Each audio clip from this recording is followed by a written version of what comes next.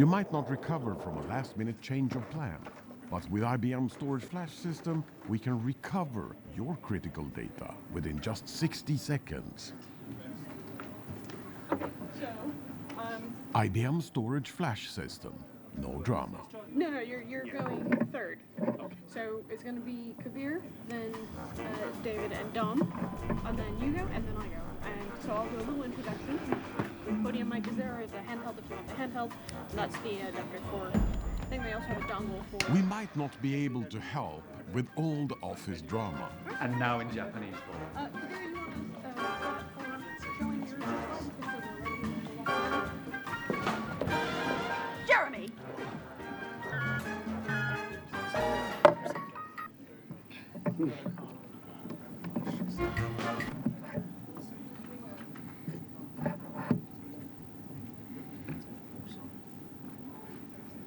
You guys can sit in the stools at the sides if you want to wait there. You don't want to feel like you're on stage. I want to watch the presentation. I mean, you can sit Hello. Just sit down here and watch it on this screen. As a reminder, seriously, you don't have to speak as much as you can. I guess you can use that mic and walk around. Do this. We have a bouquet of microphones. Just leave one there. Just pick it up as I go along. No, that was just a joke. It's almost. It's only if he breaks into song and then he wants you to come on stage to do the duo. That's it, yeah. Pyrotechnics ready now.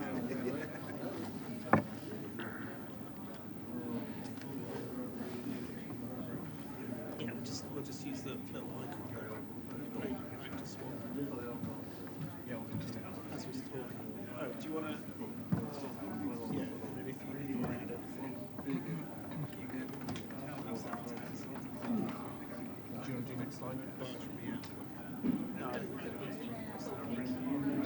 just watch it.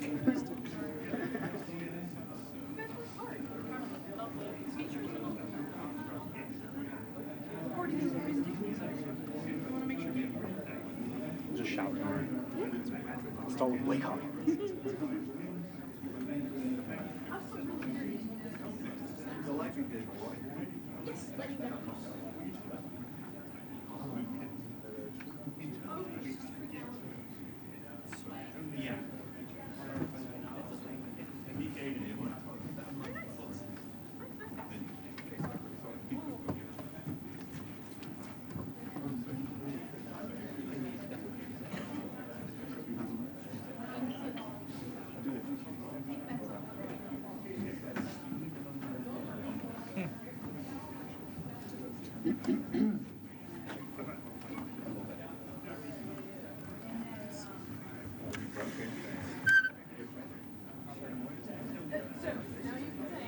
I'm a broken you're a broken.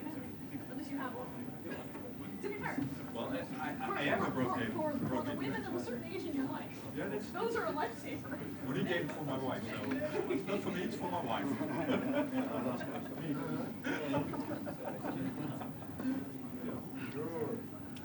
But it's also true. I'm a broken fan, so.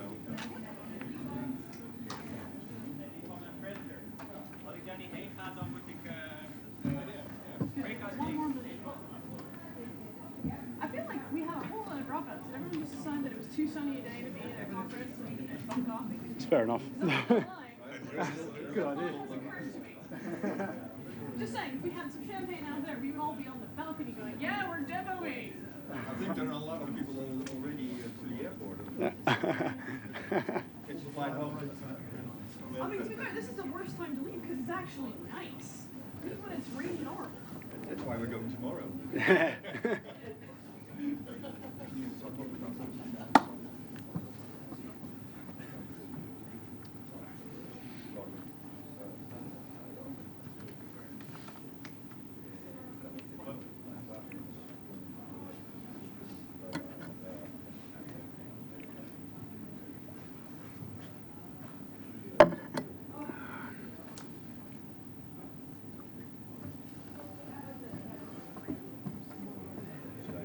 Right, in an effort to keep us on time, I'm going to start because I got a session right after this. Hello, hello, hello, everyone. Has everyone had a nice day today? Yeah. Enjoying the sunshine?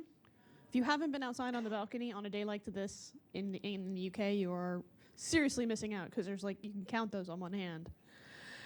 Welcome to Lightning Demos. Hopefully you all already know me because I'm Evelyn and I've been around for decades, hundreds of years, sometimes it feels like. Lightning Demos is where the development team put together a little demonstration of the work that they've been doing either in the recent releases or shortly up to come. So we've got two different development pairs. Well, Kabir's on his own, but he's a pair on his own.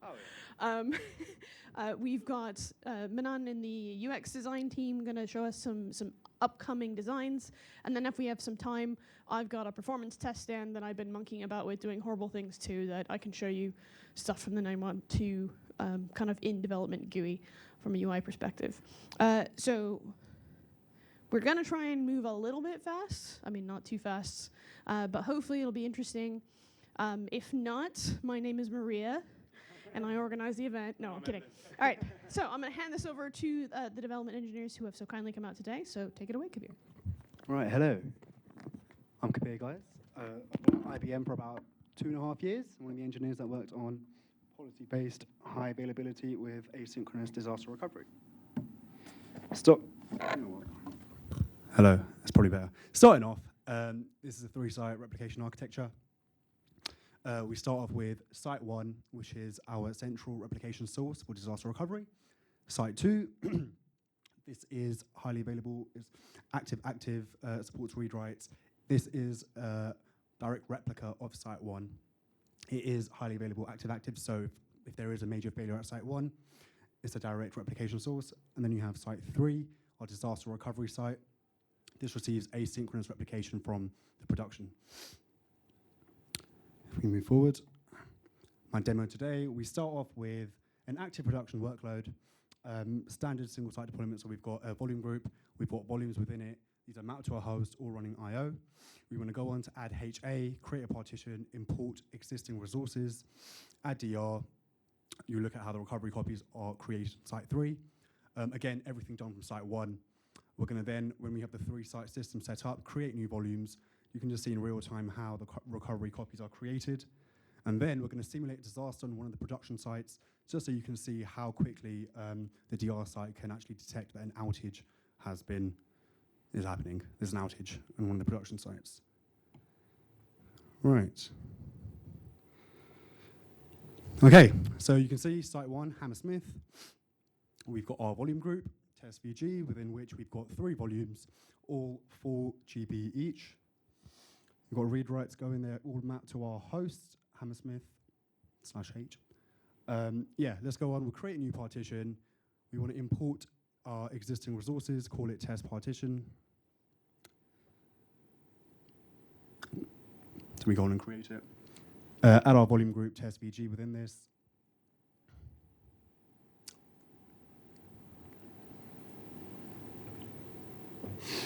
All right. Bear with.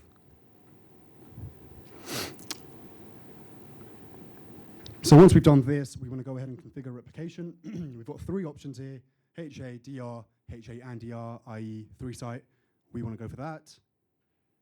We configure our partnership between Hammersmith and Shoreditch.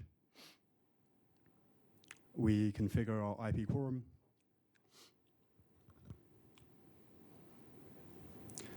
And then configure our partnership with the DR site, i.e. Manchester.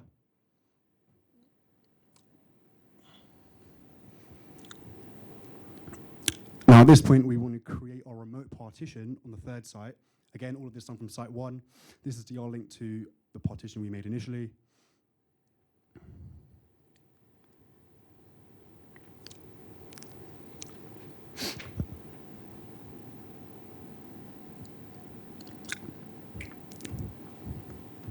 Yep, there we go. Is that quick? Quick summary of what we've done. Right. Actually set up your IP quorum. Yeah, actually set up your IP quorum. This is just for a demo. We've got HA established between Hammersmith and Shoreditch. As you can see, DR is currently unused. We go over to our volume group. we want to go ahead and configure add DR to our volume group. So we add our disaster recovery replication policy, set our RPO alert to about a minute.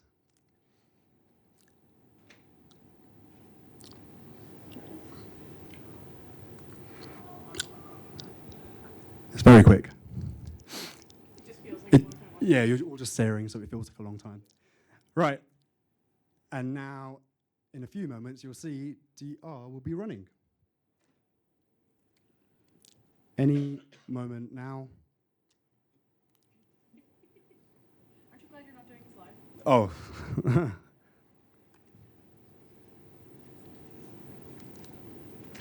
There we go. DR's running, HA's established. Now we've got a fully working 3-site system. What we do is we want to go over, look at the volume group we made initially, test VG. We're going to now go over to Manchester, our DR site. We're going to look at the recovery copy being made.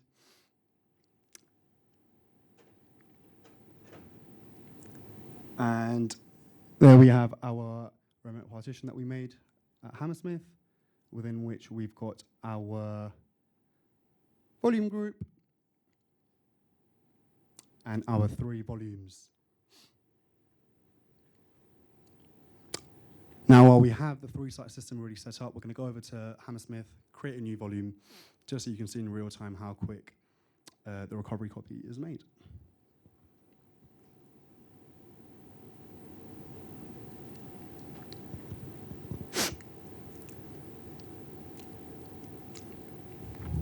We're going to map these to our host.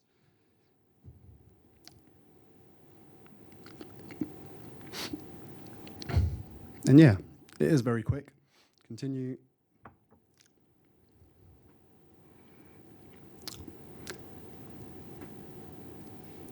It's probably quicker when you can do it instantly. Go over to Manchester, and boom, we've got our DR volume over there. Made. Now, what we're going to do is we're going to go ahead and simulate that disaster on Hammersmith, and we're going to see how quickly our DR system is able to detect that an outage has occurred on one of the production sites. So,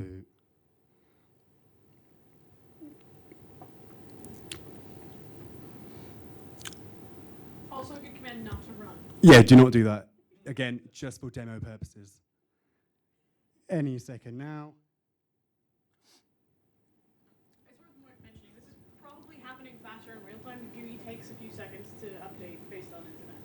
So it's, the UI has a slight lag. Yeah.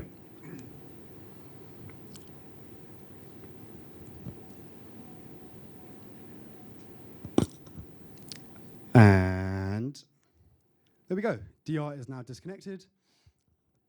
And yeah, that is the demo. Moving forward, key takeaways. As you can see, it is enabled in minutes. There is no downtime. It is really quick, very easy to use. Same experience as single site, it's just multi-system now.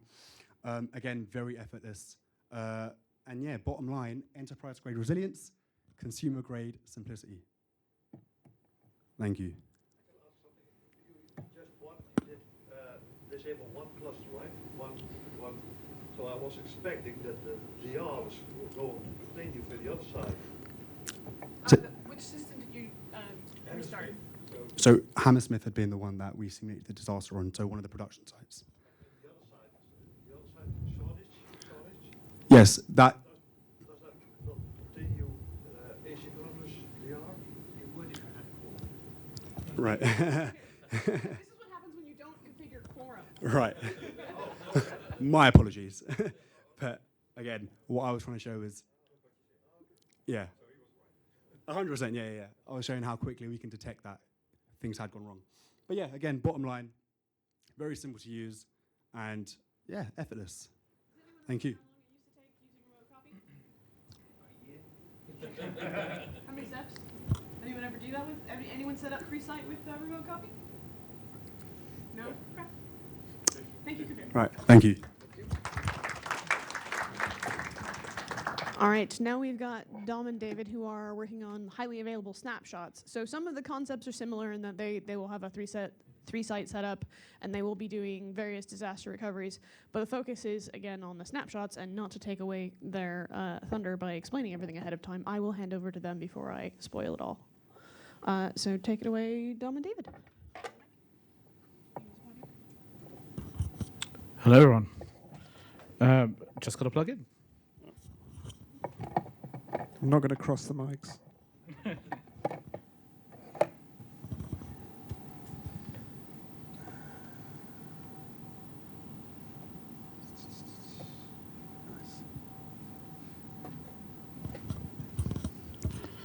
Okay, I think we're good to go. Right, so luckily, Kabir has gone through the trouble of showing you HA and DR, and we're going to build on top of that. So Dave and I are, my name's Dominic, and My Dave. name's Dave. We are a development team that recently we've delivered the HA snapshots feature, and that's available in 8.7.3. So go to my next slide.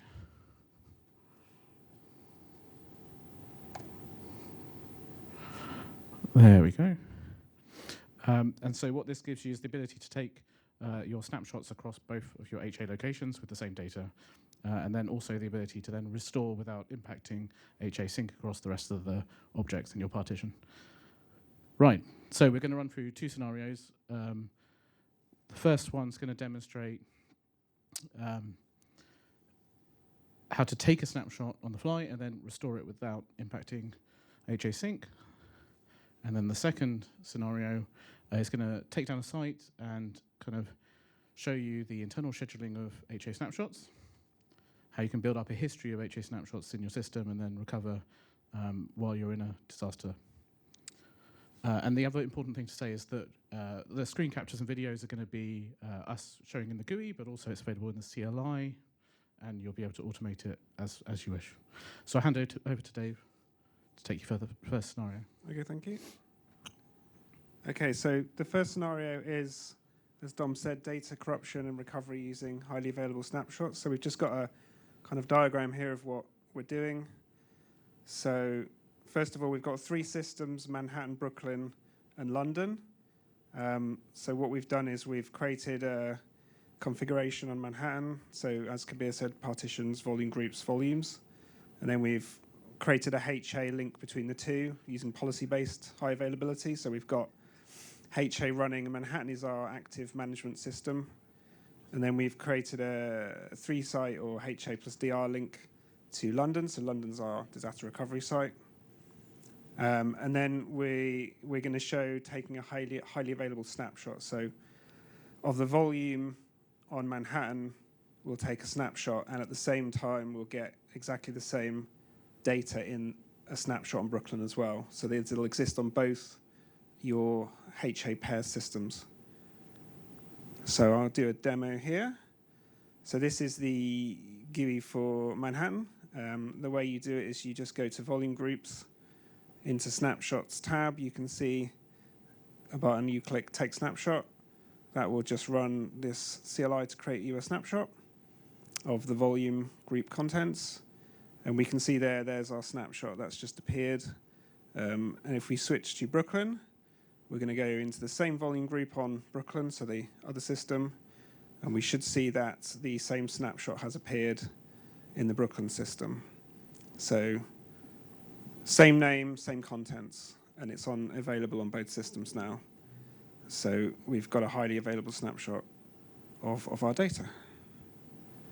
So that's that demo. So then that's showing you how you do that. That's obviously you can do that in CLI as well, using the add snapshot command. So the next thing is if data corruption occurs, say in Manhattan, then that's going to obviously, we're going to get our data corrupted in Manhattan. That's going to be replicated down to London as well. So now our data corruption's everywhere. So what we can do is use our highly available snapshot to restore the data on Manhattan and Brooklyn at the same time, and that will not impact high availability. That will replace the data in the volume groups, and high availability will be maintained. There's no synchronizing of data across the link to happen because we've got the same data. We're going to put that down onto Manhattan and Brooklyn, and then the data's good, and then the disaster recovery link will sync that data to London. And so now we've restored our data from the snapshot. So I've got a video here to show that happening. So here's our website, all running nicely, and then some data corruption occurs. Data corruption. And so we need to recover the website. So we go into the GUI on Manhattan, go to volume groups, go into the volume groups, and again, we're going to go into the snapshots tab to see our snapshots. And then we'll select the snapshot we just took before the data corruption, and we'll click restore. We'll select to restore the whole volume group content. And just to confirm, we're going to put in the name of the volume group because we are going to replace the data on there. Now, and then we click the restore button, and that's going to run the restore quite quickly. So that's the restore's done, and the last restore time got updated on the system there to show you when you did it. And if we see here, high availability is still being maintained. So we've not lost HA, that data restored not being synchronized. We switch to Brooklyn, we can go to the volume groups and to the snapshots, and we can see last restored time is also reflected on that snapshot there. So they've been replaced at the same time. So now, after we just reload the page on the host after unmounting and remounting the drive, and our data's back again. So it's pretty quick to do a restore, and HA is not lost. That's the key takeaways from that operation. So our data's been recovered. Everything's good. So I'll hand over to Dom now to talk about our second scenario. Okay, so the second scenario involves site loss. So we are going to use the internal schedule to generate a history of snapshots, and then we're going to corrupt the data, then do a site loss, and then do recovery and show how the data kind of flows throughout the system. So here we go.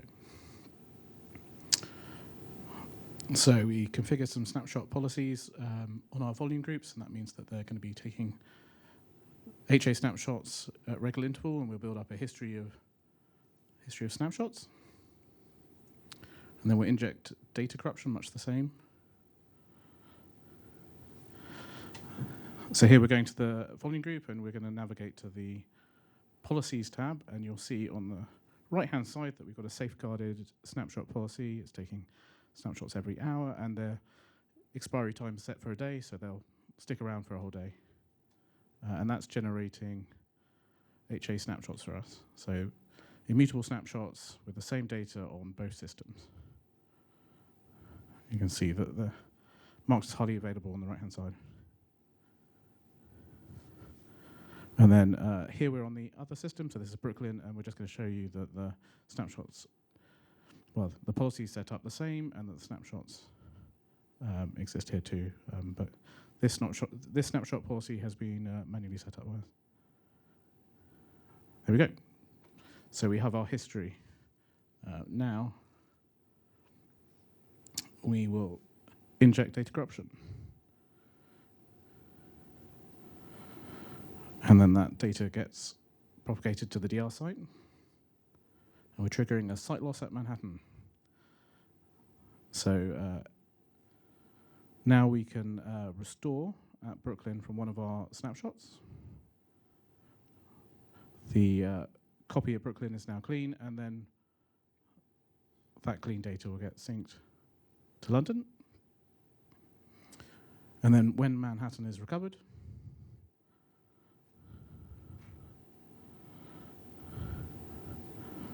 HA synced again, and Manhattan is then clean. Here's our wonderful website, and then we're going to inject data corruption.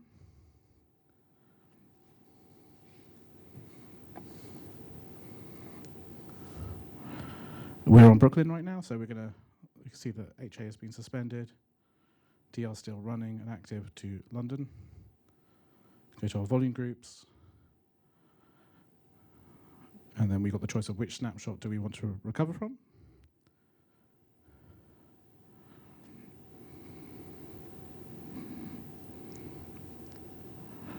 And it's as simple as picking restore. And then here you do have the option of picking a subset of volumes if you don't want to restore the whole volume group.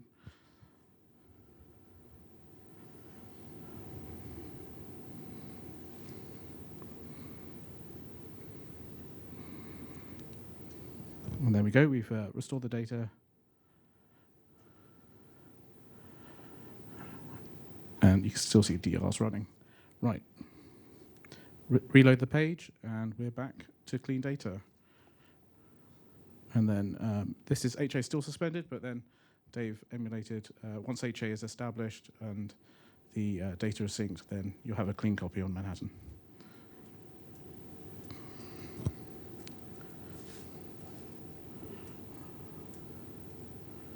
There we go. Just going back to our top slide. Are there any questions about snapshots, HA snapshots? The key thing that we want to say is that it allows you to have a mutable snapshot copy of a volume group, and it's available at both HA sites with the same data. Nope. Okay. Thank you very much. Thank you. Okay, now we get a lovely treat from one of our designers who's currently working on the next set of big design changes for the product. So him and his team have been at the back trying to solicit your feedback. He said you've been entirely too polite. He really wants earnest and brutal feedback. Just don't throw anything at him because we want him to come back. But he wanted to be able to share some of the stuff that we are currently working on and solicit more feedback and kind of get people involved in the design process. So, without further ado, Manoan. Thank you very much. No. If you want to throw, there are some brochures. You could throw them. They won't fly and won't probably reach to me. So that will be safer. All right. Thank you very much. First of all, Evelyn, thanks for giving me a spot there. So, both the groups and the gentleman before me presented to you something that was very, very well done, coded, developed, tested, video recorded. I have something that is none of that. I have a little bit of a simulation or a small mock-up, which is going to explain a concept that we are currently building and working upon. As Evelyn said, feedback is definitely welcome, but this is a lightning demo, so I'll not convert it into a discussion kind of a thing. I'm going to go over the rendering a designer does, and that's basically a tool called Figma, so that is just a drawing. We are going to go over something that is neither a recording, neither a build, nor a live UI. It's just a rendering. There are going to be some rough edges. If you spot any typo, please be kind and not tell me about it. I'll be eventually fixing it, and my peers will be rather leaving a comment as well. We will also refrain from doing any mathematics. As we all know, designers are not good at mathematics. So if you title up some summary and some gigabytes and petabytes or whatever, please don't sum it up. With that many terms and conditions, I'll just go forward. We are going to talk about a small experience walkthrough that you will be encountering soon, and the teams are actually investing heavily in that workflow right now. I won't be able to commit on any timelines, but that is currently into the work development there. And this workflow essentially allows you to do the best with both the products of the IBM's flash system grid as well as the IBM's storage insight part. We are going to talk about the flow where you have a flash system grid established, you have a partition that you wanted to move, and you did not know where. You wanted some assistance. That assistance probably came with your peers, with the folks you work with, but then IBM Storage Insights has a complete data lake and the AIOps portion invested into it, whereby without exposing your flash system to the internet, if you have been sending the data via the data collector to the IBM Storage Insights, your laptop from which you are accessing both the tools has the access to internet. Leveraging the entire workflow, we have the feature where if you wanted to migrate a partition and you did not know where, there is an option available now which will help you figure out where. And that's exactly the workflow we will see. So let's say you are logging in into a flash system grid, and this is where you will be landing. Most of you will be familiar with this page because it's the flash system landing page, flash system grid landing page. And let's straight away move to the storage partitions. As you move to the storage partitions, there is one amongst them which is audit database. We all love audit, and we want to protect it. So let's say this is a partition that happens to be moved around, and you have a need to move that partition there. So the Once this ability is developed, as you can see on your screens here, there are cuts, but probably on the side screens it is perhaps better visible. The partition audit database is having certain tasks. You would earlier be able to migrate this partition, but now it is extended with a task about partition placement. And I'm going to go invoke that task, which is going to bring us to the next screen there. That next screen is essentially presenting in a picture what I just described in words earlier. There is a partition, there is in between a storage inside AIOps layer. Your system is not exposed to internet, but your laptop is connected to storage insights, and you have an account with storage insights where this tenant has this particular system added through that. So that is going to churn the recommendations from there, and it is going to help you place this partition. So let's go and start this workflow, and you're going to begin the evaluation. Once you begin the evaluation, at this particular moment, what's happening is that from your flash system UI, from flash system grid UI where you had logged in, your partitions, credentials, and the names are kind of being supplied and talk with this IBM Storage Insights, which has by now triggered an evaluation with the AIOps, and that AIOps trigger is going to give you an answer. Now, purposefully, I have kind of left it in an unfinished loop because I wanted to present it here. We expect kind of not as much kind of a time on that one, but in case you land up with that much time, we are also investing in ability where your present work can continue while your evaluation is awaited. So I'm going to go ahead and I'm going to click on minimize button there. That's going to minimize by the time the storage insight answers me back. I will be able to continue in my flash system grid experience with the normal work that I have. As you can see, this just changed, and as I said, some rough corners are awaited. We are working on the exact appeal of the change and the transitions. But something that is already in as view results available. So your evaluation results for certain partitions is probably awaited. For certain, it has been completed. And once they get completed, you will be notified within your flash system grid experience. So something amazing just happened here between these two screens, and that is that without ever doing anything, right from your flash system grid experience, natively on the element manager, the user just leveraged the intelligence that sits inside the IBM Storage Insights there. I think this is pretty amazing from a designer's angle. I'm probably the most non-technical person here, but it is nothing lesser than a magic to me, what just happened. So let's say the recommendations came and you actually viewed the recommendation. Then what will it tell you? If any of you have previously used the experience within the IBM Storage Insights for the workload placement, then this is going to be pretty consistent to that. It is going to give you the ranking of the systems from within this particular flash system grid where this partition should be going. And as you can see, the rankings are available to you. If you had chosen one of the systems where you wanted to migrate and you wanted to see why exactly this system got this particular ranking, clicking on the view details will land up straight inside the IBM Storage Insights, inside the exact context of that particular partition, evaluate the placement for you, and give you the exact ranking and details and the explanations which are available to you otherwise.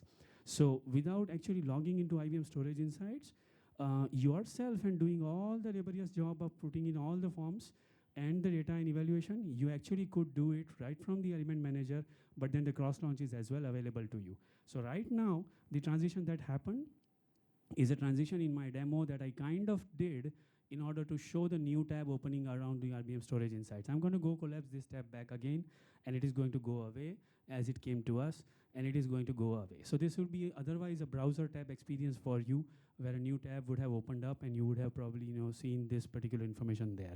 Now that this is opened up and you actually decide to perhaps migrate this partition into that particular system, you will be going ahead with that experience. But what if there was a system within the flash system grid, which you had not really onboarded in Storage Insights? And this is where we say we must onboard as many systems as possible, and in fact entire flash system grid experiences within the SI, so that we are able to leverage the entire experience for you, where we can calculate the entire AIOps for every partition, every system there.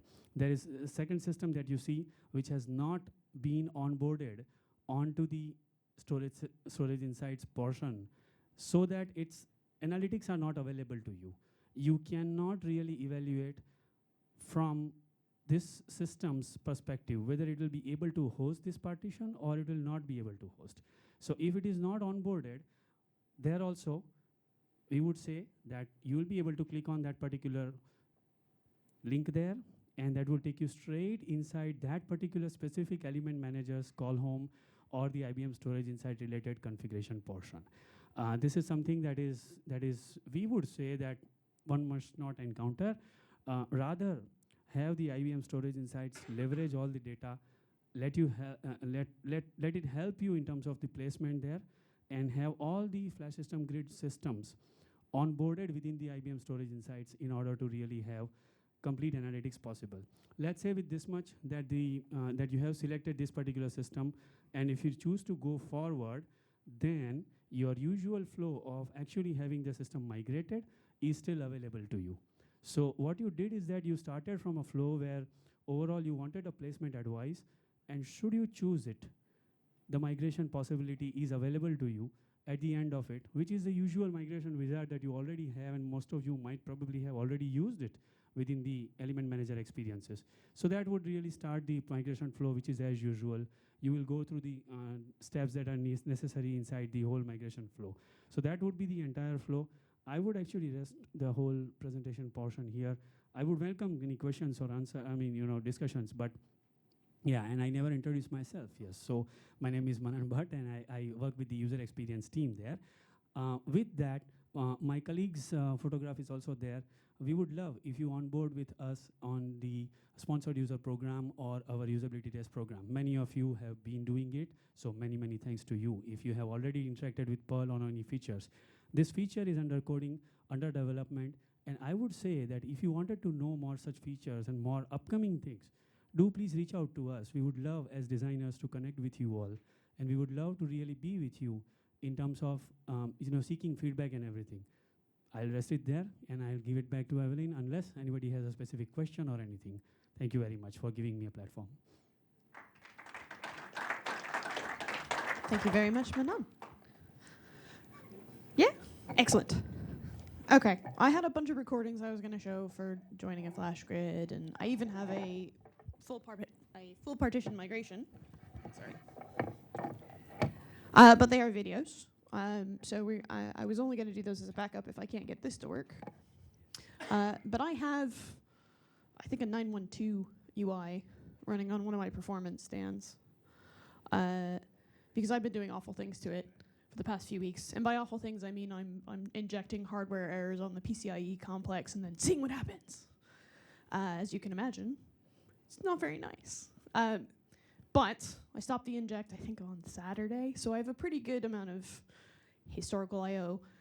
This is running a test workload from VD Bench. I've only got one host, so it's pretty piddly. But it's managing 190,000 IOPS, which is not bad for a single system. It is running a number of volumes, and I believe I have snapshots. If I go into volumes, volume groups. Yeah, I do have snapshots. I've got 21 snapshots because I've been taking snapshots, I think, every 6 hours and then keeping them around. So what I wanted to show was the awesome new capacity stuff that Barry and everyone told us about. Let me see if I can bigify this. Because I know that these charts look nice and clean as you look at the UI. When it's just you at your desk, even with your giant monitor on a projector, they're a little small. So I'm going to bring it up to the top because I know at the back it's hard to see the screen. Ooh, that's as high as I can get it. So this carousel is the new capacity stuff. So some keys. It only works with FlashCore modules. If you don't have FlashCore modules, you'll get the old, what we call donut, which is a ring which has the capacity calculation. So this is using a new set of CLIs that was introduced in 8.7.2. And then the UI picked it up for 8.7.3. And it shows you physical used, physical available, logical used. Now, my numbers should all make sense because this is a real system running real I/O with real storage. So I've got 2 pools, one with FCM2s and one with FCM 3s and 4s. Like I said, I was doing horrible things to PCIe, so I like to make sure I get a broad spectrum of things to murder. And you can see we've got some interesting pool information, but more importantly, we also have some new pool reporting. So it's not just the dashboard that has been updated to give you new additional information about your use capacity. We've also updated the pools tab to reflect how much is available, how much is in use, which I think is really useful from actually doing planning, because as we went through lots of discussion, lots of design, lots of debate. Like I said yesterday, I think Carlos had a full-on mullet before it started. There's lots of arguments about how you could do things, and we've settled on this is a very good way to show you the resources that you have to track. You don't have to know about things like how large a block is on the drive. That doesn't impact you. But to know how much we've written physically from the host to that drive matters if you want to track whether or not that drive is about to run out of space and you need to buy more storage. Similarly, with over-provisioning drives that add the incredible value of FCM, you want to know whether or not you're about to run out of addressable capacity. Say you have an insanely high compression ratio, as I do on this entirely made-up data set. You'll see that I've got a 4.6 to 1 data reduction savings. And that's just a VD bench parameter that you say how much compressibility you want on it. I set a number, and it just basically sends the same pattern, which allows it to be very compressible. You can also see recent changes that we've made to the performance graphs. I like this one. I've shown it a couple of times.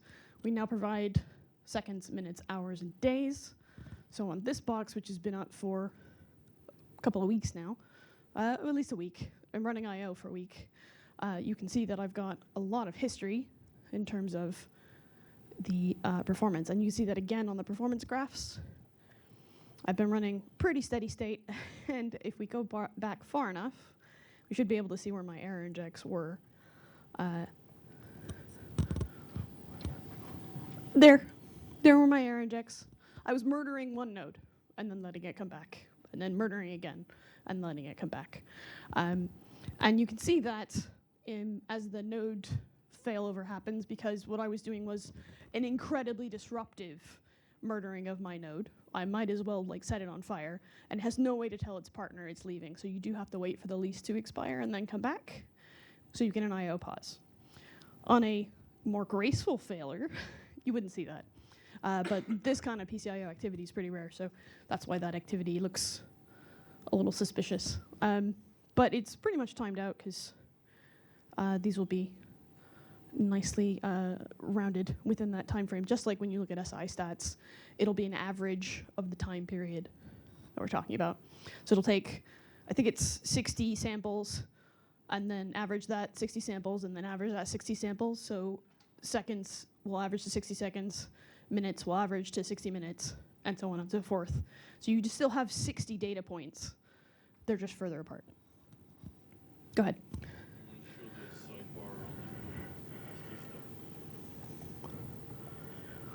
If I can get to it 1 second, I'm going to have to shrinkify it again. You want that one? So you do have a nice logical capacity breakdown. So I've written a crap ton of snapshots because I've got a snapshot policy that's running, so I've got 21. But I've written 1 terabyte of host data. Not bad for a piddly little host running to the same tiny volumes over and over. That'll be reserved capacity. Sorry, I don't actually think it's reserved, actually. They're fully allocated volumes. I don't actually know. I would have assumed that it's the contingency that we hide to do array rebuilds, but I don't actually think that we exposed that.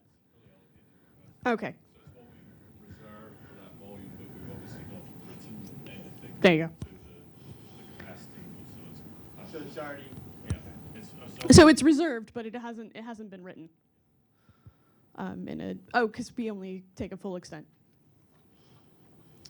Any other questions? Everything what you show about the capacities and stuff is also the same for the child pools? Yep. I think if you've got more than 3 pools in the table there, You'll get an older one. Yeah. a shrunk table view rather. Yeah, you'll get a normal. You'll get like the volume table. You'll get more like that. and then you can drill down on those. A proper table as opposed to the expanded out cards, I think they're called. The UX guys aren't here to yell at me. Again, we've got the little hot dog hamburger menu on the side, so we can go ahead and create a child pool.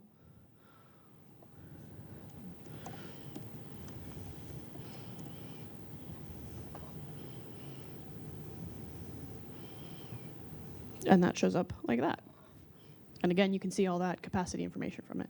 Now, this is not a capacity limited one, so it's sharing with its parent. So if we want to go create a capacity limited one,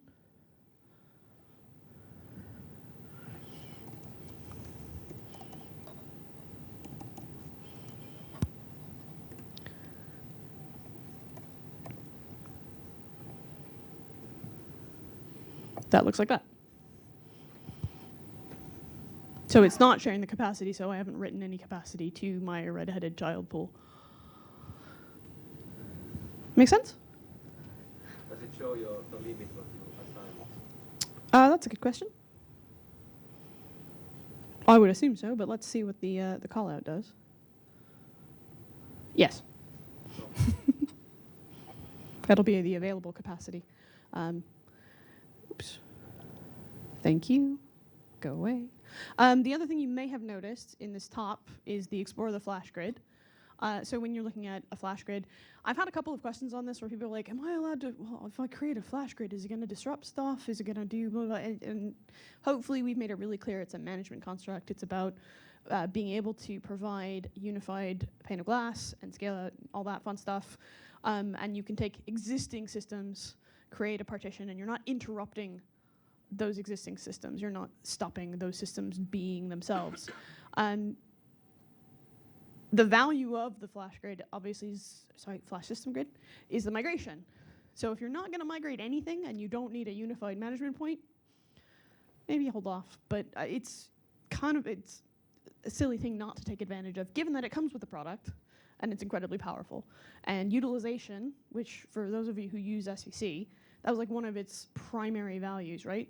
Is utilizing all of your storage, actually getting all of the capacity value out of it. And that's the idea behind that mobility partition, is to be able to get performance and capacity at the highest amount of utilization, which is good value on a number of sets. Anyway, so you can learn more, and it takes you through to the settings menu. So it jumps you to the settings menu. The settings menu is where this lives in 8.7.3. So if we want to, it's my system, I'll create a Flash Grid.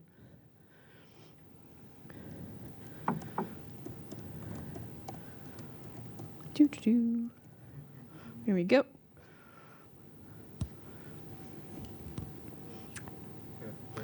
I am sort of waiting for it to die because this is obviously my live demo of terrifying things. But it's okay, I got a video backup. So there you go. This is my Flash. I'm now in the Flash System Grid menu. I can see my one storage system doesn't yet have any partitions. I can see all of its capacity information, and it's the same data that was provided to me in the dashboard for the individual system. If I add additional systems, they will add to that data, so it'll tell you your entire estate. If I go and I view my storage systems, I can then go see the breakdown per system of available capacity and used capacity. So they all tied together using the same base data, whereas in previous releases and previous versions, we were kind of doing calculations, which meant that if you asked this guy and you asked that guy, and there were lots of rounding errors, sometimes you didn't know what that number meant. Now, we give you the exact number. The UI takes it, SI is taking it. You get a nice consistency of experience. Sadly, I don't have any additional systems to add to this, but I can create a partition on that one. I've not done this, so we get to discover this together. Oops. My first partition.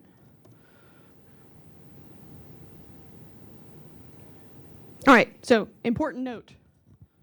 Add existing resources to the new storage partition. Can't do it later. Why not? So you can. Well, you can create a draft partition, and then merge it, and then merge them. But you can't add stuff that already exists, that already has management state, that already has, because adding it to the partition then adds all the host mappings and all, you're changing it significantly. That seems like a really dangerous thing to do without knowing what you're doing. So if you're adding existing partitions, or you're adding existing things, you're probably doing it as a part of setup. Any other reasons why you guys don't want people adding and removing stuff willy-nilly from partitions, Chris? Oh, it's a closed graph, okay.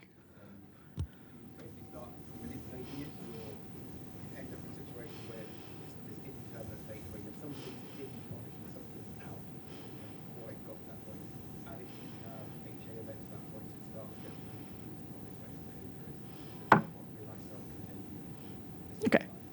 All right, so boring computer science answer.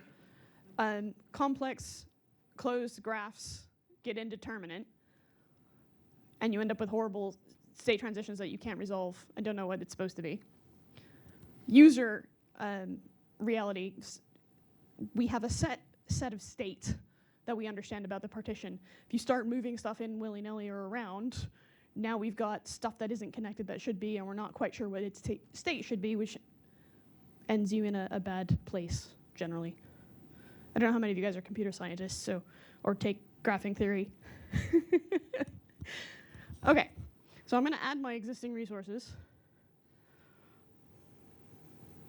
Ooh, look at that. Done.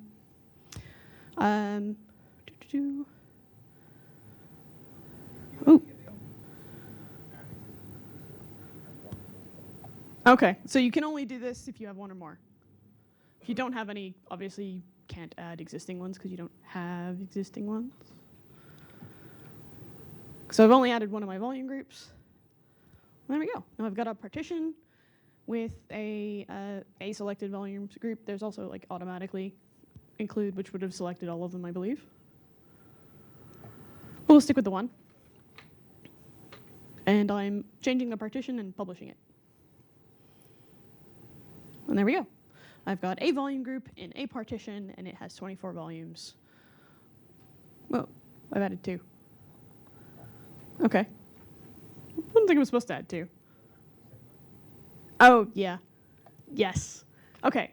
I have one host. It's doing I/O to all of these volumes. Because I have one host, the host got pulled in. Because I pulled in the hosts for one volume group, I pulled in the other volume group. I'm doing a weird thing. But something to be aware of when you're playing with it, I guess. Make sense? Is everyone bored stiff? I don't want to be boring you. I am closing on time, so I won't keep you here late. But I wanted to kind of just play around with things. It's always fun and dangerous when you play around with things that you don't actually use. So I'm just having a lot of fun on stage, and I hope you're enjoying it too, because I am on the cliff's edge. Because goodness only knows. 1, this is pre-GA code, so it's in a random state. And 2, I've never done this before. Yep. No. I'm going to do that. Sure, show me my partition. So now I've got my first partition. And I can access here. I can see my host. It's online, and I'm done. So now you can see that host. And that's my host. And it's, oh, actually the other flow I want to show you. Oh, I can't do it now. So I was going to show you the new host flow. So we added FDMI a while back. So when I have this host, which is a fiber channel host attached to my flash system, and I went create host, it went, you want to create far body? Because it recognized all the information about that host from all of the information that was passed along the Brocade network to that flash system. So rather than having to pick out random WWPNs from a list or magic up information, it was a 2-click process, and it was quite possibly one of the easiest things I've ever done in terms of configuration. It was insanely slick and nice, and I wish I had saved it for you, but now I've created a partition and I want to tear everything up. That is also a really cool workflow. Was that 871 or 872 that we added, the 872? We'll talk, you'll see that on the roadmap, presumably, if we go past that page at lightning speed for the replay. Okay. I don't have any unconfigured hosts on this box. No, I won't, because this is a performance stand. So they had 2 hosts. One of them is dead, and the remaining one is attached. So. Yep, that's fair.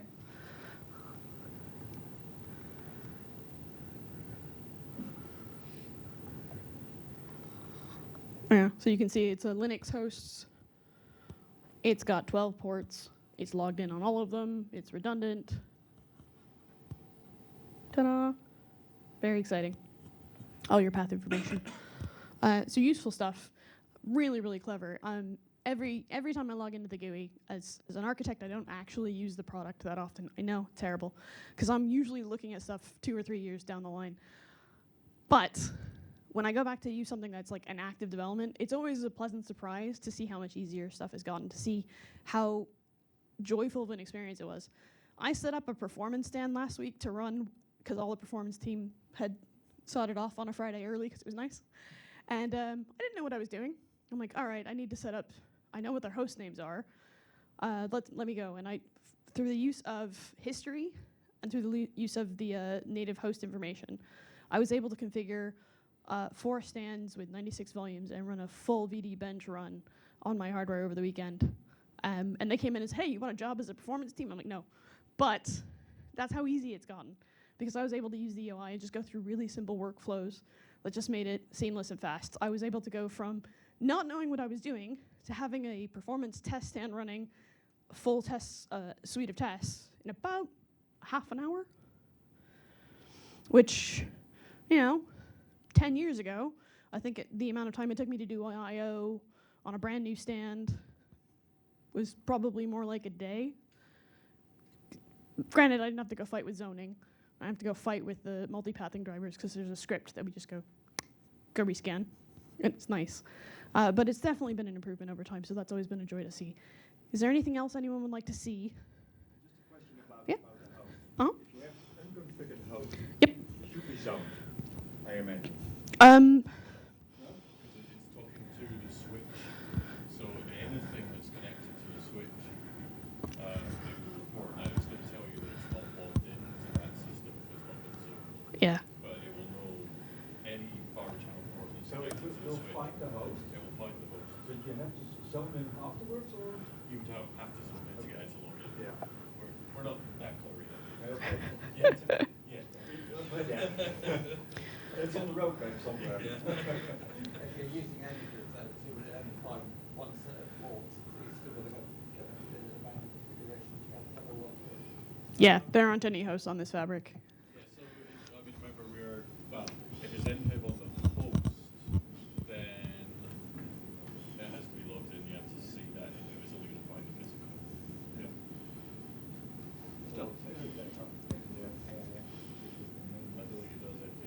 All right, you guys aren't allowed to talk amongst yourselves in the back. If you're going to be talking about stuff, come up to the front. I kid. We are a little bit early, but if there's anything else anyone would like to see, any other panels you'd like to see, any other workflows you'd like to see, now's the time to ask. Yes? Can you share volumes over partitions? Can I share volumes over partitions? No, a volume can only belong to one partition. Yes, so a volume belongs to a volume group. Volume group can only belong to one partition. It's a one-to-one as you go up. At the moment, that's true of hosts as well. We'll talk more about that in the roadmap follow-on. So hosts and host mappings, again, belong to a partition, and they can only be a part of one partition. Can you use asynchronous to migrate stuff from custom devices? Mm-hmm. We share volumes between clusters. Yeah. That's how we migrate stuff that wouldn't be possible. There would have to be a different workflow, and we were talking to some guys earlier about things like some multi-tenancy, tenant view type things to allow for kind of more controlled access. But if you were sharing volumes in a partition, then you would have to share those volumes. You couldn't have. Well, to be fair, I think you could have multiple volume groups, but you'd be sharing the partition.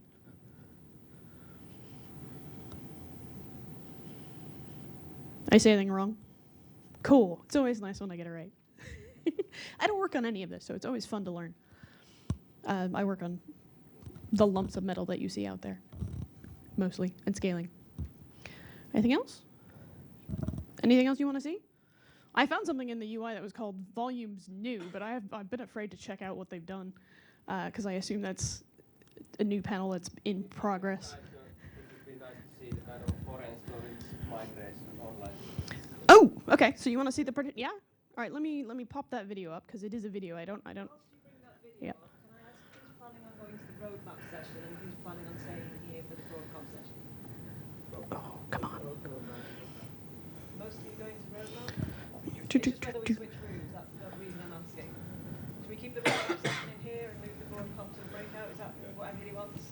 Okay, we'll do that. So we'll keep the roadmap session in here and we'll move the Broadcom session into breakout one. Thank you. Okay, so this was a playback that was given to the set of stakeholders a while back. So they've got a number of storage partitions. They're going to be running a demo partition which has DR running, and that's the demo DR. It's a second partition for the demo DR. There's a whole lot of workflows that tell you the target system and allow you to pick various things, but we selected the target that we want to migrate my partition from and to. So it will be running a set of commands to generate all of the objects that it's going to use to do that migration. So it's going to generate an HA relationship between basically stretch that partition across those two sites whilst maintaining the DR. So you can see that over here. From Blastoise, I am migrating to Lucario. I've got DR running to that demo DR partition down there, or that demo DR system, I should say. At any point in time, you can go, nope, stop it. But at the moment, it's off doing a whole bunch of activities. I'm going to skip through. Yes. Yes. So this will be a fiber channel partnership. Our lab is the Hersley lab, and that will be the people who did this demo. I don't think we have an Ethernet SAN. That's all done in India. Still have to make a partnership between those two? It was created already. Oh, it created the partnership because it already has a certificate because it's a grid member. And the hosting positions, they will have to be zoned to Lucario as well. Yes. So you have to set it up properly before.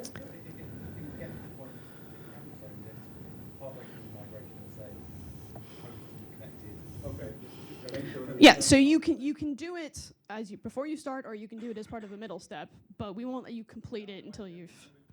Yep. So everything to everything, that's something you don't want. No. Yeah. Okay. So I think at this point is actually transferring data, and it gives you a nice how much data I have left to migrate and my estimated completion time.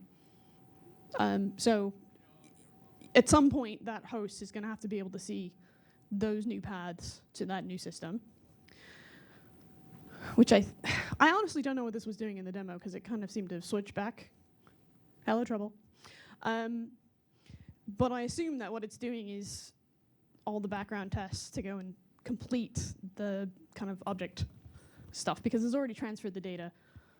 So it's probably updating state. Chris? Oh, it's waiting for the rescans. Okay, so it's waiting for your host to wake up. Which happened here? Nope. Just skipping ahead because this took a little bit of time.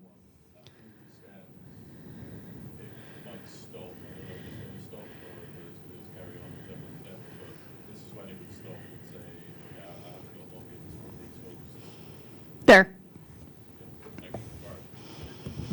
So the rescan is completed at this point. And does it say that? It doesn't say that. It doesn't tell you that it's happening. Okay.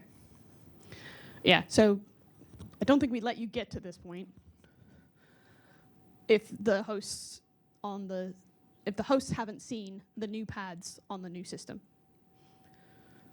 So at this point, you can say, nah, go back, or go ahead and continue. Reasons to roll back, I actually have some workload started up on the system. It doesn't actually have growth space, or nah, actually my billing department got mad at me, whatever.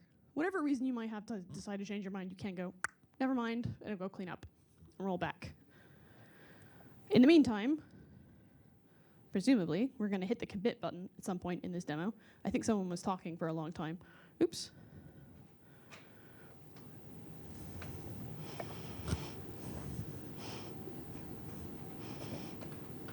So if you go back to the main, it's awaiting user input. It tells you what the next step is in that migration. It's like, you need to go do something as part of the UI. Now it's in progress. Was the user input the host paths? Yeah.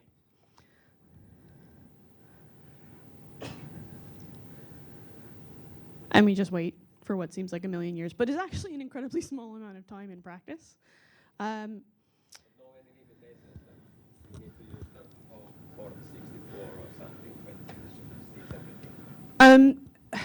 So one of the things you should be using for this is zoning or port sets. Port sets are preferred depending on who you ask. There's not like a requirement to use a specific port for all of the migrations. There's not like you have to use this port for your replication port or for your async port. You pick the usage, but there's some recommendations about the quantities and how they're laid out. If that makes sense.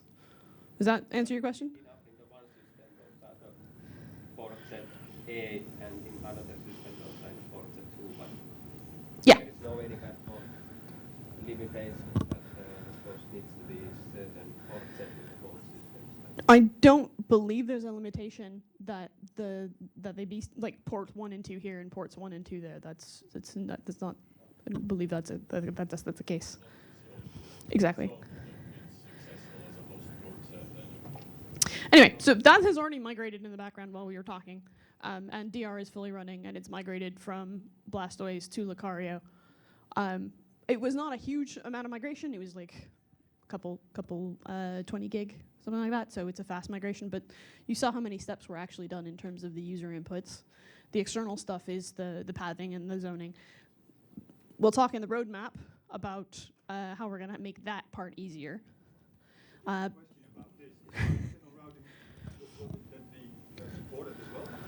Oh, FC routing? Chris? Get on stage. I gotta switch to the roadmap. If you go to the DR side, it can be. So we wouldn't zone and expect to be able to migrate to a DR site non-disruptively in that way, because our DR sites typically at the moment are asynchronous. We wouldn't expect the latency to support that sort of migration. But migrating between two near sites, certainly, as long as the host is visible on the SAN to both, regardless of the zoning rules, then it's fine. Quick question about the snapshots when you do that, what you did. Are those kind of, you need to do with those again if you have some kind of schedule? So with the 8.7.3 code, so the 1Q release, it does sort of migrate snapshots. And what it does is it gets to the point of the migration, and say you have a snapshot policy that says, I am going to take a snapshot every hour, retain them for 2 days. What it will do is get to that point, and then it will start replaying all the snapshots over the next 24 hours, 48 hours, whatever your schedule is, to build up that complete history of snapshots. So while it can't do catch-up, that's a roadmap item that we spoke about somewhere on here, it will effectively just wait to make sure that we will expire the old ones and create the new ones and get to the point. And using the HA snapshots that Dom and Dave showed earlier, we can build up those equivalent snapshots on the new systems. They are exactly the same snapshot with the same data and configuration, to the point where when we come to do that migration, we've got the same set of snapshots on both. Thank you guys for bailing me out, given that I only vaguely know about this. But you saw it. I'm an idiot with a microphone was able to do a hell of a lot, and it's pretty easy. It's nice and slick. Obviously, you're all very, very smart. You would think about the consequences of what you do before you went off and did it. But it's a very simple set of button clicks. But I think, it's probably on the next slide, actually, one of the things you were talking about with the fiber channel zoning. We'd like to do that piece of it for you as well. And then when we get into that, potentially we have to start thinking about port sets and making those match and all those kind of good things as well. So as part of the work to support iSCSI with policy-based HA in the second half of last year, we have the ability to what we refer to as linking port sets between the two systems. And that says the iSCSI host on this system is expected to be using the iSCSI ports or the Ethernet ports on the other system. And when we create the host config for you, we know how to configure it. Now, as Barry was alluding to, if we start thinking ahead to the future of where we would like to get to with migrations, and also for HA as well, we could say that actually these 2 fibre channel ports on the system, I want to use those ports for that host. And we would encode that into a port set, and we can link our port sets between our 2 systems. And then if we go further with that and actually start using target-driven zoning on the switches, as part of the migration or configuring HA, we can actually do that zoning for you and basically match the rules that you've implied by saying it's this port set and this port set's linked to that one on that system. We know how you want to configure the host on the remote system, and we can effectively automate that entire workflow. For those who aren't entirely terrified by the concept. Yeah. I've had a couple of interesting conversations. Some people are like, nope, keep it away from my lab, don't you dare. And other people are like, I don't have to zone everything, sweet. So you get a mix, and I think we'll cater to both. Simplicity versus control statement. Yeah. Shockingly, a fair number of our clients, especially clients who've been around for a while, like control. So we have to tread a careful line. Yeah, it will be optional. Okay.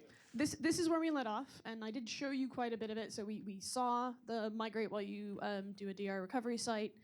We saw 3 site with HA, so we didn't see the migrate with snapshots, but that's the feature that Chris just described.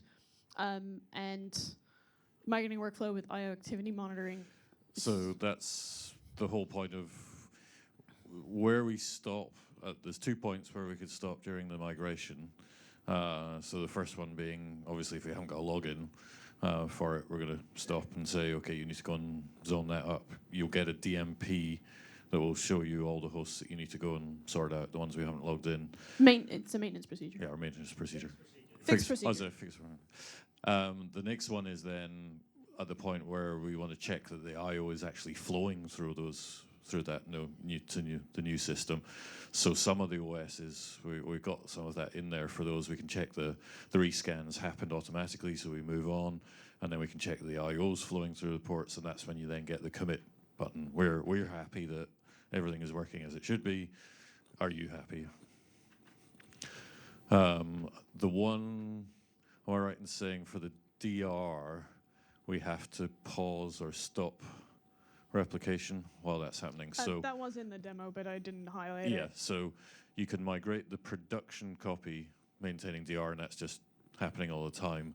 If you're moving the DR or the recovery site, you have to pause the replication, migrate it, and then resume. But it is a pause. It's not a full resync. It will incrementally pick up from where it left off.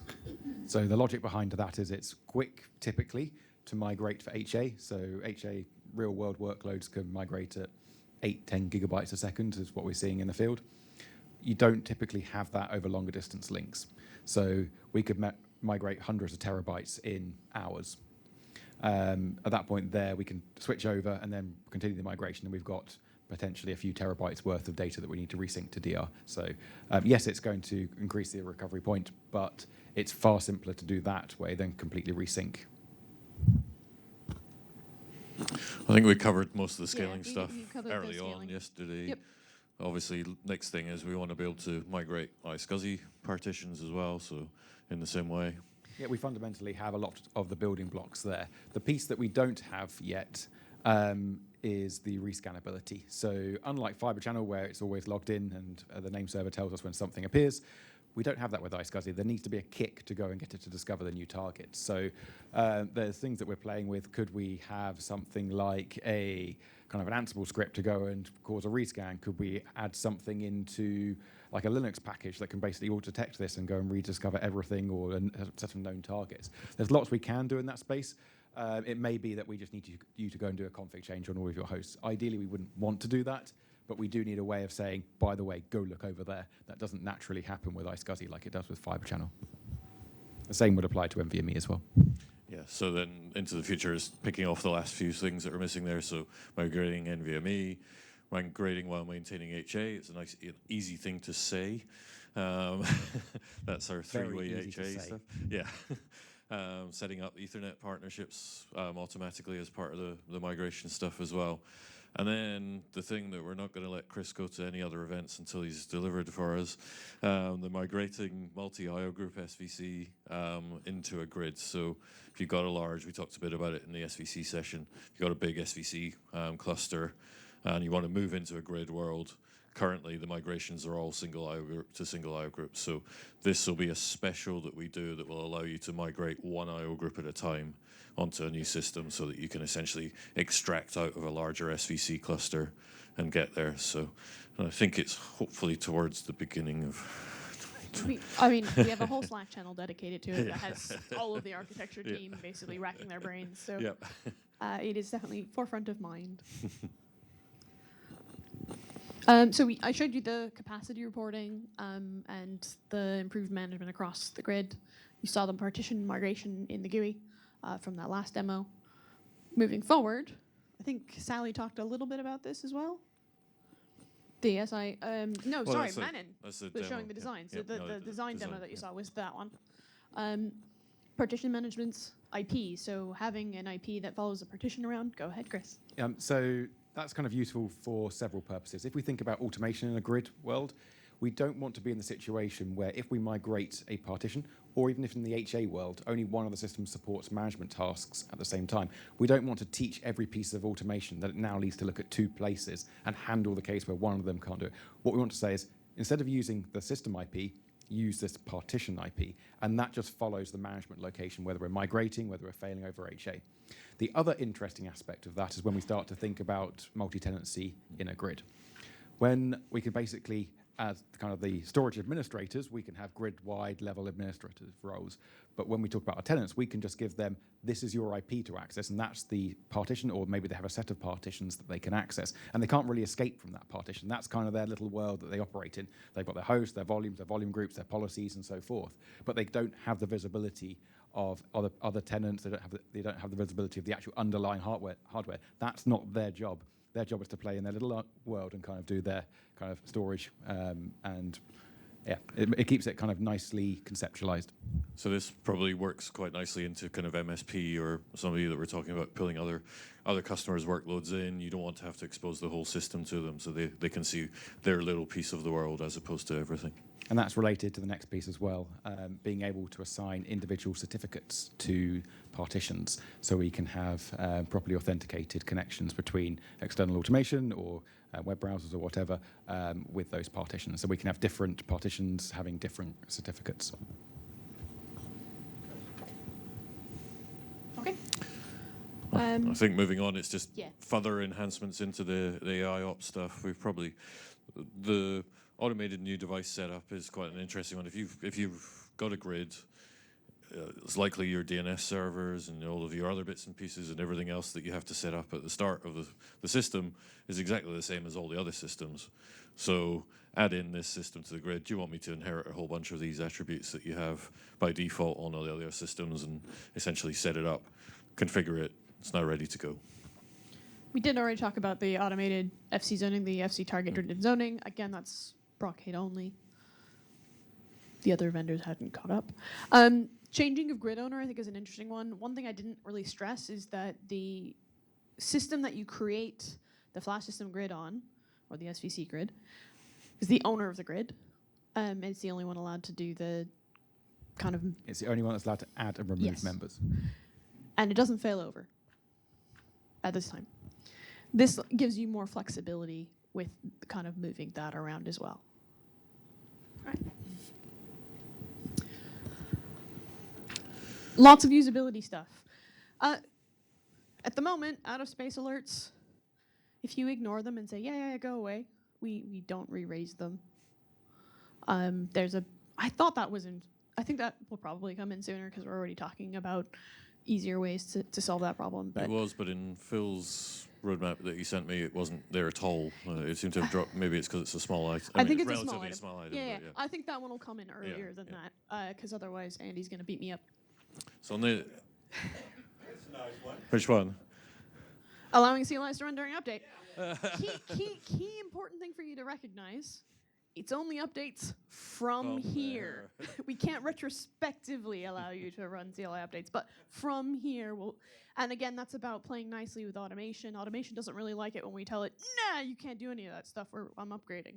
So there's still going to be certain things you can't do during an upgrade. Changing members. It's really going to be about your day-to-day provisioning tasks and so forth. Show commands would be nice. Oh, show commands we can do already. Not all of them. I think LS Fabric is the only one. Kind of important during the upgrade, yeah. I don't know if that's in the list. I think there's still going to be a small window where we can't run commands while we're just committing the upgrade, but that's like a minute or so window. You Yeah, can fair enough. blame me for that one, because we were just running out of time in the original release to do certain things, and it's like, that's really hard. We blame Barry for a lot of CLI ones. Let's just, no one's going to worry about that. It's only taken us 25 years. So. I think we've already talked about like the split Yeah. partitions and orchestration. So this one's the nice one. So you'll know that we've been adding in the FCM bundles into, we split up the packages about a year ago or so into SAS and NVMe based things. You get the FCM firmware as part of the bundle, as part of the package, so it's actually installed on there. For candidate drives today. We did that today for whenever it was, earlier last year. If you add a new drive into the system, if it's a candidate moving into being a used drive, it will check it's running the latest version that's available on there. This then says, well, if we've included a new bundle or the FCMs asynchronously after the system has finished doing the upgrade, it will go, if you tell it, yes, I want you to do this, it will go off and just automatically update the FCMs. We don't want to get into those horrible 800-day type scenarios again. So nice fix, or a nice kind of piece where you don't have to worry about keeping the drives up to date. It lines it up with the rest of the firmware portfolio, where that's been our standard operating procedure. D-RAID improvements, we're doing some stuff to make D-RAID a little bit faster, a little bit more robust for rebuilds and things like that. Simplified setup. I think that ties into the stuff we were talking about in the last one. Yeah, so go ahead. Yeah, so the recycle bin was the one I was actually going to talk about. Okay. So while we have preventions to help you avoid deleting volumes accidentally, And things please like turn them biggest on. protection and things like that, it's not foolproof. You have to turn it on. So it's nice to be able to have the kind of that safety net that if you do delete a volume accidentally, find out it was still needed, or perhaps an attacker gets in and deletes your volumes, having a way to undo that.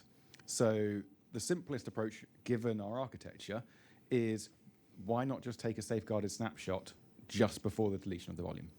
At that point there, if we even think about it in an HA context, it's going to be an HA snapshot. So we can basically recreate that volume, albeit it's a thin clone, and basically just go, okay, map the volumes servers back, and good to go, with only a kind of a very small amount of disruption as a result of doing that with zero data loss. Yeah. Simplified setup is about making the initial setup as easy as possible. Some of that I think I'd like to include in the flash system grid, where we propagate things like your LDAP and your DNS and your all that kind of fun stuff to make sure that it's consistent across the grid, and to make it a nice, easy workflow so you're not manually filling that stuff in over and over. Your comments, so for that one, it's possible to disable it, right? Because we have drivers around that, the timestamps, deletion scripts. Oh, the recycle bin. Yeah, it'll be optional. So it's an option, and I think we probably also want to do an empty recycle bin as well, just to. Yeah. Yes. It's probably one that we'd initially, certainly a default would be off. It's going to be something, because if it's going to consume space, if you. It might default to on. Andy's probably going to go, no, we want it on. If you have a recycle bin and you default it to off, you might as well not implement it, because people will delete it and then go, oh, I could have turned that on. Anyway, so it will probably default to on, but we'll do something sensible with it. And we will think about out of space as well, and maybe do things like auto cleaning up when you're low on space. Equally, we could do things like the two-person integrity checks to empty it as well, to make sure that we at least you've got some other sane person confirming what you're doing. Yeah, if it was trivially easy, we would have already done it. There's a lot of those paths that we got to go think through and make sure we get right before we implement it. That's why it's over there. This one is a little bit my bugbear at the moment. I want you guys to be able to change your D-RAID geometry. Drives are getting bigger and bigger and bigger. You start with a really small stripe. You spend a huge amount in RAID overheads. I don't want you to have to do that. I want you to be able to follow best practices. So I want you to be able to grow your stride as you grow your capacity, so you can start small, truly, and grow large. So that's what that's about. That's about changing the stride of that RAID array for distributed RAID. So when you add drives, the stride widens till we get to 10 plus B plus Q. So I have there's a little thing I've been kind of want to poll people. Would you rather the GUI default to giving you the highest amount of capacity available, i.e. the least amount of parity loss, Or are you happy with it being stuck at 8 plus P plus Q as the 10 default? plus P, 10 plus P plus Q is the default. Is it? Yeah. On certain, so if you have enough drives, would you rather us go for a 14 plus P plus Q, for example? Or would you rather, you're happy to stick with the default? Like the capacity first, and then you have options. I mean, obviously you can change it today. You've got the advanced thing and you can go in there. I just find that every single customer I work with goes into the advanced thing and changes it to the maximum. So if the majority of people want to do it, is that? I might have the D-Raid. I might have Al come and kick you in the shins for making that kind of a comment. Because as much as we like to say that D-Raid is the best thing since sliced bread, and it is, there are some problems on rebuilds with that wider stripe. With the wider stripe, you've got more data to read to rebuild the parity. Yep. So it's got more bandwidth requirements and everything else. But there's a trade-off, and I'm just curious, given that I see everybody just goes to a 14 PQ if they can. The inventory doesn't bear that out, Barry. It's just people who talk to you. Yeah. So, drives don't talk to each other. We talk to drives. The drives are isolated. You don't really want a drive going, hey, you, let me go and destroy your data. Use the defaults. Okay. Yeah, I would say that I would expect the default to be what IBM thinks is the best. That is what IBM currently thinks is the best practice. We are constantly evaluating whether or not we agree with each other on that.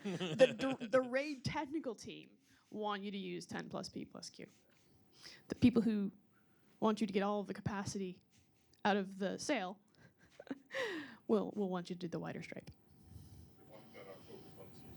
Yeah. Yeah. And it's worth pointing out the C200 is 14 plus P plus Q, and that's all you can have. You changed the slide? All right. This is really Sally's slide. This is all Sally's. Who came to Sally's presentation earlier? So this is all that stuff she was talking about, all the features that get added. You don't recognize any of that? No? Just denying all knowledge. So some of it's about object scaling. I'm not sure why that's there. It's vvols. Oh, because it's vvols. Fair enough. All of the plugin changes. Obviously, not everything could be here because stuff. I think some of the drivers obviously get updated every quarter. So we've kind of put some highlights of fun here. I don't really want to talk through them, but we'll take your questions if you have them, unless you want to highlight anything in particular. I think the key thing is if there's priorities for any of these things, let us know. It's constantly, because these are all kind of independent of the code itself, i.e. they're usually plugins or external things. There's a little more flexibility maybe on what we can prioritize. So if you really have a burning need for things, Sally's the person to speak to. Equally, if you can't speak to Sally because you're not today, who knows about ideas.ibm.com? Also known as AHA! Yeah, it's a way to submit ideas to the product management team for evaluation. So, and before you submit one in there, search. Because somebody else probably had the same idea, and then you can upvote it, and then you can tell all your friends to upvote it as well. So it's like a very uncool version of Reddit. Okay, that was the roadmap. That was all that we have. We do have a little bit of time for questions, but I am aware that we are at the end of the event, so I don't want to hold you if you don't have questions to talk about. I know it's been a long couple of days. Okay, with that, I want to thank the development team for coming out and being great. I want to thank Maria for organizing a fantastic event, and I want to thank all of you for giving me your time. Oh, she's going to get Shelly. She's getting Shelly. All right, so now I have to stall. I'll do a soft shuffle. I'm kidding. No one wants to see that. Was that informative? Did you learn anything new? I realize you have our roadmap memorized, but hopefully other people don't. I don't know, we only made that one up last week, so. So are you excited for the things to come? There's some really, I mean, I know that sometimes it seems like some of that's really far down the road, but if you think about when are you likely to pick up 910? It's probably not going to be this year for some very large clients, but it might be. It might be the end of this year. At which point, next year. All right, at which point all of those features are already there and ready to pick up and juicily use. Warren.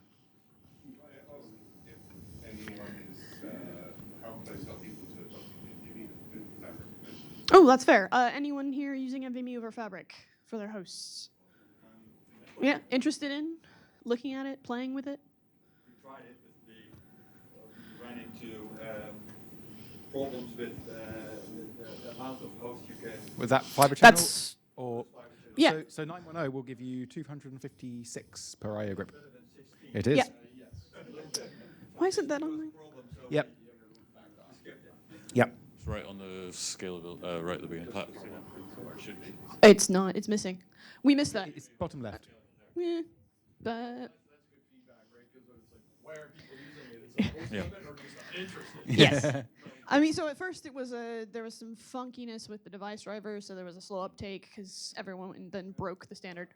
But the problem we had with NVMe as well is that direct attached host to a flash system doesn't work. Yep. Correct. So part of the NVMe protocol is implemented by the switch. So the name server for NVMe does a bit more than it does just for vanilla SCSI. So we rely on that capability, which is why we don't support direct attach. Some other vendors have emulated that behavior in their ports. We haven't yet. That's why. If it's really important to you, please leave an idea on the thingamajig. Yeah. So yes, anyone who's on direct attach, we don't support that for NVMe over fiber channel. Or Ethernet. Or Ethernet. The Ethernet one is more about a test statement. That's a test statement, yes. We could solve the Ethernet one a lot faster than the fiber channel one. Are you carrying on? Or No, I've bored these people for long enough. They are sick of seeing me. Thank you Alright, so much. If anybody spots a lesser-known Shelley Howrigan, can somebody point her in this direction? Because she's got the list of what she's supposed to say, and I can't remember what's on it. So, things I do remember. Thank you. Thank you all for coming. Thank you for your participation. Thank you for your time. Thank you for being our valued customers and business partners. Generally, just thank you with a big capital T. Surveys. You will get a survey. It was going to be today, but I ran out of time. So sometime over the next couple of days, you will get a survey form. If you could actually fill that in, that is extremely useful to us when we're planning these events. Right, so I want the real feelings, please. Don't spare me, I am British, I can cope. So yes, if you could fill in your feedback forms, that would be much appreciated. Is there a question about the location and the mix of products? There is there's a number of questions. They are fairly generic, but it gives you the opportunity to write what you think. Please comment on whether here or Thursday works best for you, and whether the mix of products or picking yourself products. Exactly. We ask you what you like and what you didn't like. Yeah, and we really, really want to know before we decide to do something like this again, because this is the first time we've done this. There was an awful lot of flash. Yeah, and if you really want a lot more deep dive technical specification keynotes, then you know where to come. What really quick? Yeah. If you're not already a member of the Tech Exchange community, please consider signing up. I actually read the digest from that on a daily and answer questions. And not all of them are just people looking for support for end of support products. There is a bit of that. Yes, call for the event. The call for speakers is coming to a close. But if you haven't logged into Tech Exchange, there's a Tech Exchange community forums. The development team, look at that. We answer your questions. We care about your feedback. Reach out to us. Okay, badges. So your little plastic badges, if we could have them back, please, before you go, because we do reuse and recycle. We are a green company. I can't remember what else was on Shelley's list. Oh, she's coming. She's coming. She's got the list? She's coming? Ah.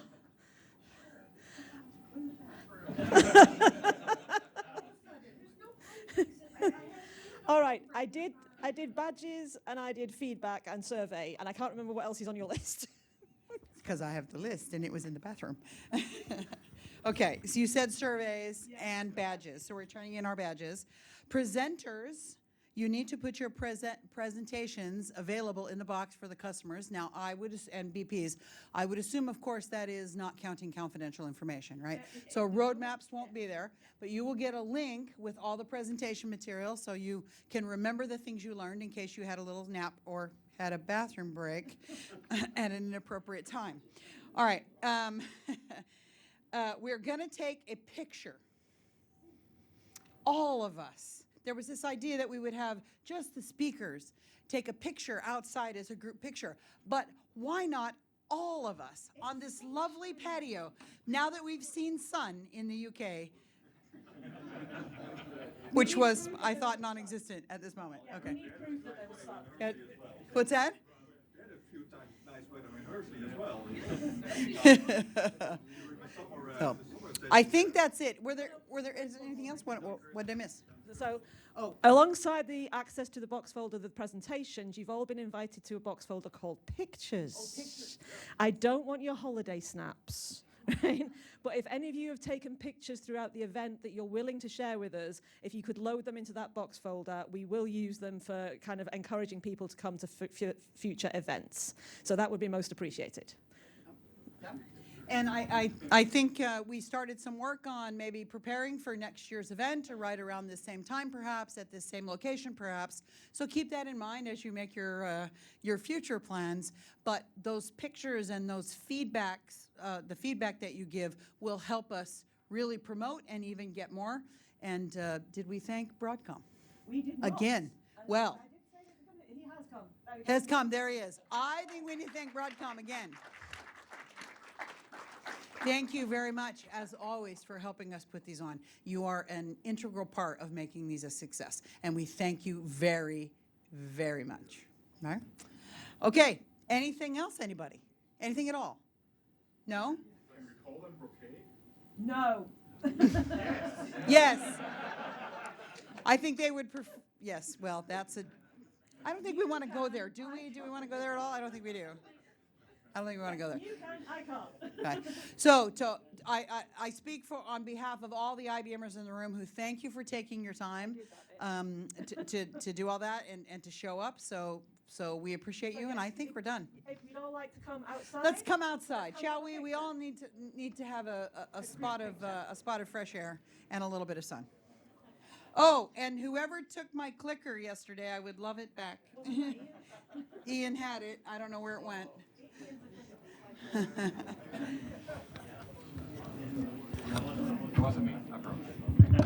I thought somebody had one up here yesterday, so. I saw one on eBay yesterday. Yeah, that's probably it. Something like that.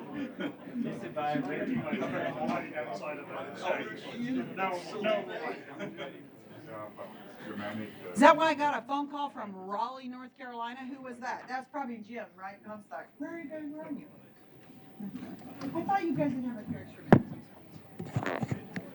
In the end, nobody used it. I thought it was fun. It's funny. It's funny. They come running back in.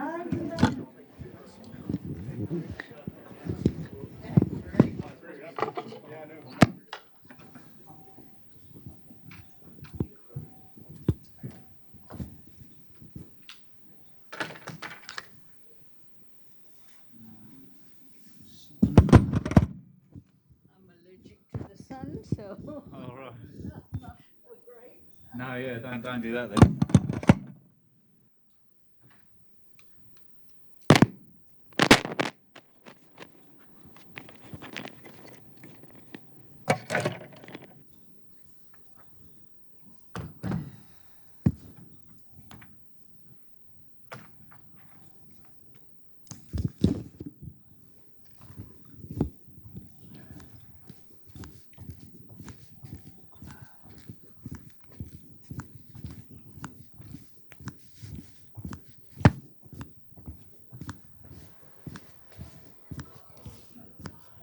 Good man.